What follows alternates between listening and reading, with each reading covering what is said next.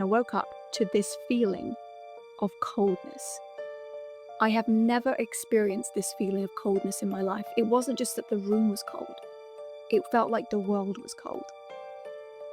I didn't understand it. There was lambs and sheep bleating in the field next to me, so it was eerie. And this sense of coldness, I was like, "What is that?" I wasn't scared because I was beyond scared. That I didn't. It was like a paralyzing feeling.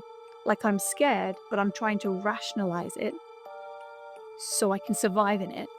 So I'm okay, but I'm thinking, what is this feeling?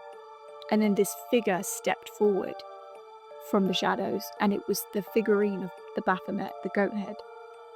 And he was huge, he was up to the ceiling. And seeing things wasn't uncommon for me because I work with ghosts, I work with angels, I work with all these things. I can see things. I've been seeing things since I was a child. So seeing something wasn't unfamiliar to me, but the fact that it was the Baphomet, who I'd never worked with at that time, I thought, oh, there was some fear there.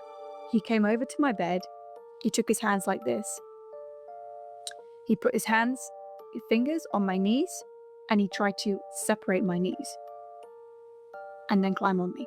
I shut my legs, and then I thought about these stories I'd heard of like witches, and they'd gone to the forest to sleep with the devil. Like there's a lot of stories of witches being accused of sleeping with the devil in the forest. There's all these stories. If you go down that path, you'll find it. And I was like, oh my gosh, this is a real thing.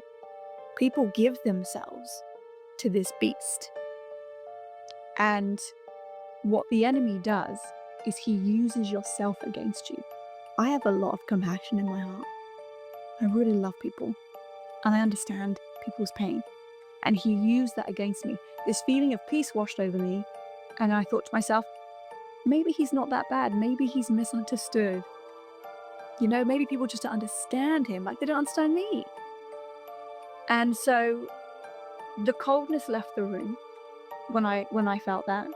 He left the room shortly afterwards. And then I thought, well, I have to do something about this. I ended up buying a big statue of Baphomet and having him in my office. I had a statue of Lucifer, I had a pentagram, I had all these things. And when I was doing a lot of my spells, he was the energy I was calling, and I used to give him offerings. I used to slice up raw steak and leave it for him as an offering, which just gives more and more power to this demon. And at this point, Jesus is trying to knock on my door.